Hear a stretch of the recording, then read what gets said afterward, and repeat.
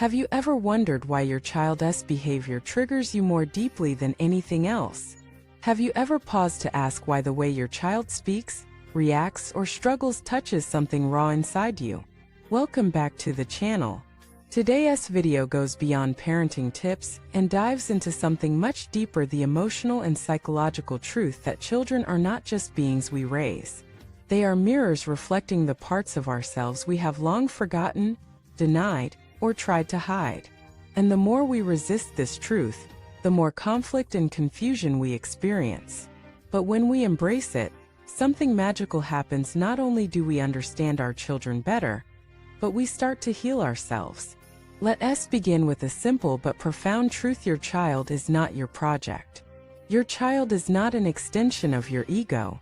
Your child is not here to fulfill your unmet dreams. Your child is here to become who they are meant to be. And in the process, they show you who you really are. Every time your child throws a tantrum, avoids responsibility, lies, gets distracted, speaks back, or refuses to listen, there's an invitation hiding underneath that moment. An invitation for you to ask, why does this bother me so much? Where in my own story have I felt silenced, out of control, unseen, or shamed? That question is where emotional awareness in parenting begins. Because the truth is, most of our reactions to our children are not actually about them. They're about us. About our unmet needs, our childhood wounds, our desire to control what feels chaotic. Your child is not just learning from you. They are revealing you. Let us say your child is constantly distracted, unmotivated, and disorganized. You get angry. You call them lazy. You threaten them. But pause for a moment. Ask yourself, what if this has nothing to do with their moral character? What if it's triggering your own fear of failure? What if it's reminding you of how hard you had to push yourself to be good enough? What if it's showing you the part of yourself that never learned how to rest without guilt? In that moment, your child becomes your teacher. Not because they know more, but because their behavior surfaces what you've buried. And it's not just about pain. It's about potential too. That child who is wildly creative, loud, emotional, defiant, what if they are expressing the parts of you that you've locked away to fit into society's boxes? What if their boldness reminds you of how small you made yourself to feel safe? What if their tears remind you of how often you had to pretend to be okay? This is why parenting is one of the most intense spiritual journeys anyone can take. Because it forces you to confront yourself in ways no other relationship can. With friends or coworkers, you can wear a mask. But with your child, they see through you. They absorb your energy. They respond to your emotional climate more than your words. They model your actions, not your instructions. And most of all, they awaken what's unconscious. So, the real work of parenting is not just about shaping them. It's about reshaping you. It's about healing the parts of you that react with anger instead of curiosity. It's about rewriting the stories that say, I must control to protect, or I must be perfect to be loved. It's about understanding that discipline is not domination, it's guidance. That authority is not about power, it's about safety. And it's about realizing that every moment of frustration is also a moment of transformation, if you're willing to pause and reflect. Let us go even deeper. Children don't just mirror our patterns, they amplify them.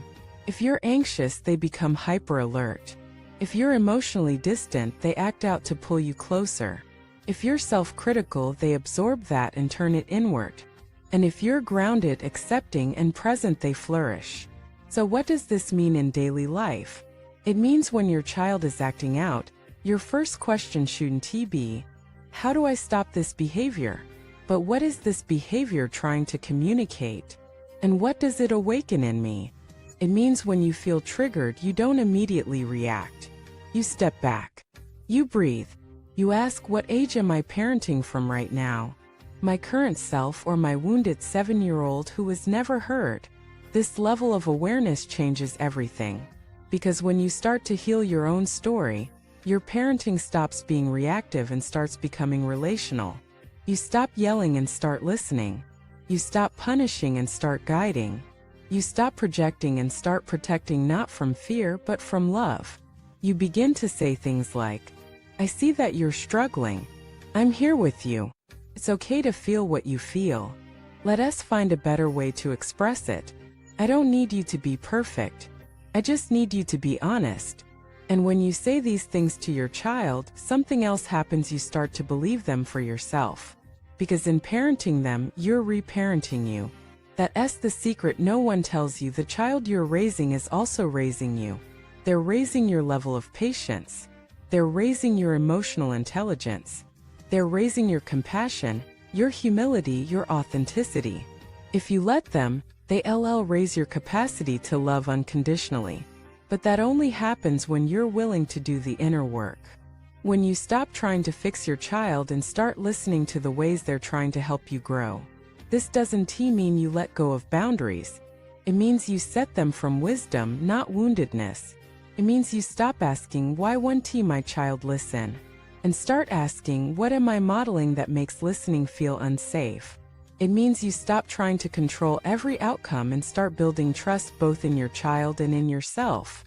And most of all, it means you stop looking at parenting as a performance and start embracing it as a process. A process that is messy, humbling, and sacred.